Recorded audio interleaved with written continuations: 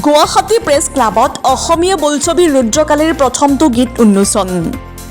ৰুদ্ৰকালীৰ প্ৰথমটো গীত উন্মোচন হৈছে, যাৰ নাম ৰুদ্ৰকালী। এই বিশেষ গীতটোত সংগীত পৰিচালনা কৰিছে তৰুণ তন্ময়ে আৰু কণ্ঠদান কৰিছে গীতালী দেৱী আৰু বাস্তৱ নাথে। গীতটি লিখিছে প্ৰবালময় শৰ্মা আৰু বাস্তৱ নাথে। কুমাৰ প্ৰাঞ্জলৰ পৰিচালনাৰে পবিত্ৰ কেওটৰ প্ৰযোজনাত ধনজ্যোতি মালিৰ কাহিনীৰে নাৰী শক্তিক জাগ্ৰত কৰাৰ প্ৰচেষ্টাত সুচাৰুৰূপে নিৰ্মাণ কৰা হৈছে অসমীয়া কথাছবি Rudrakali. News desk, digital SM live. Trishakti entertainment production হাউচৰ এখন বৰ ধুনীয়া ছবি আহি আছে অসমবাসীৰ বাবে বিশেষ ছবিখন হৈছে ৰুদ্ৰকালী। ৰুদ্ৰকালীৰ আজি যিটো টাইটেল ছং সেইটো আজি গুৱাহাটী প্ৰেছ ক্লাবত শুভমুক্তি অৰ্থাৎ উন্মোচিত হয়। গতিকে সেই উন্মোচন অনুষ্ঠানত উপস্থিত থাকি পেলাই সঁচাকৈ খুব আনন্দিত হ'লোঁ। জুবিন গাৰ্গৰ প্ৰতি শ্ৰদ্ধাঞ্জলি জনাই সেই অনুষ্ঠানটি আয়োজন কৰা হ'ল আৰু মই অফুৰন্ত শুভেচ্ছা জ্ঞাপন কৰিছোঁ ৰুদ্ৰকালীৰ এই টাইটেল ছংটোলৈ। আৰু লগতে যিসকল কলাকুশলী, কণ্ঠশিল্পী, সংগীত পৰিচালক সকলোকে মই বহুত বহুত ধন্যবাদ জ্ঞাপন কৰিছোঁ। বৰ ধুনীয়াকৈ ৰুদ্ৰকালী গীতটি সজাই পৰাই তুলিছে তৰুণ তন্ময়ৰ সংগীতেৰে। বাস্তৱ নাথ আৰু গীতালী দেৱী তেওঁলোক দুইজনে কণ্ঠদান কৰিছে। গতিকে গীতটি নিশ্চয় জনসমাদৃত হ'ব। গতিকে সকলোৱে আঁকোৱালি ল'ব যে ৰুদ্ৰকালী।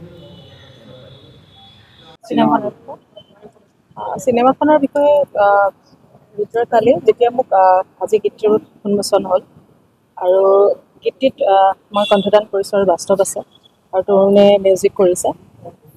গোটেইখিনি বস্তু ইমান এটা ধুনীয়া এটা মানে মেছেজ আছে গানটোত, আপোনালোকে নিশ্চয় শুনিলে গম পাব। আৰু মোৰ বিশ্বাস ৰাইজে আদৰি ল'ব গীতটি।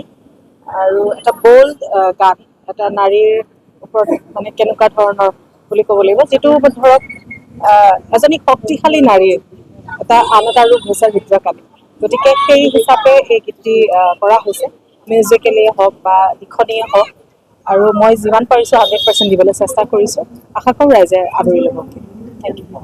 হা কি কৈছা?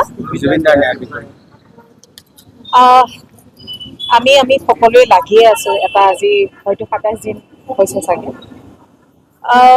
জুবিনদাৰ ডিজিটেলিয়ে হওক বা সামাজিক মাধ্যমে হওক, যেনেকৈ হওক আমি ন্যায় বিচাৰিছোঁ। হাহাকাৰ পৰিস্থিতি এটা হৈ আছে। যেতিয়ালৈকে জুবিনদাই ন্যায় নাপায় আমি শান্তি পোৱা নাই একচুৱেলি।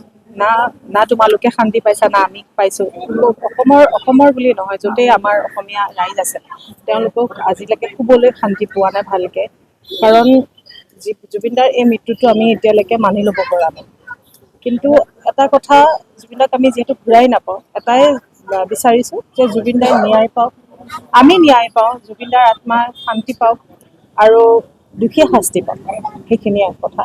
আৰু এটাই বিচাৰোঁ, জুবিনদাৰ যিখিনি কৰ্মৰাজি আছিলে, যিখিনি আমি ডাঙৰ হৈছোঁ জুবিনদাৰ গীত শুনি, জুবিনদাৰ গান শুনি। গতিকে আমাৰ এটাই কাম্য এতিয়া, আমি যিহেতু গান গোৱা মানুহ, গতিকে জুবিনদাৰ আদৰ্শ লৈ আমি আগবাঢ়ি যাম। আৰু জুবিনদা য'তেই নাথাকক আমাৰ অসমবাসী ৰাইজৰ কাৰণে তেওঁ সদায় কৃপা দৃষ্টি বনাই ৰাখিব। আৰু এটাই লাষ্টত কওঁ, জাষ্টিছ ফৰ জুবিন গাৰ্গ।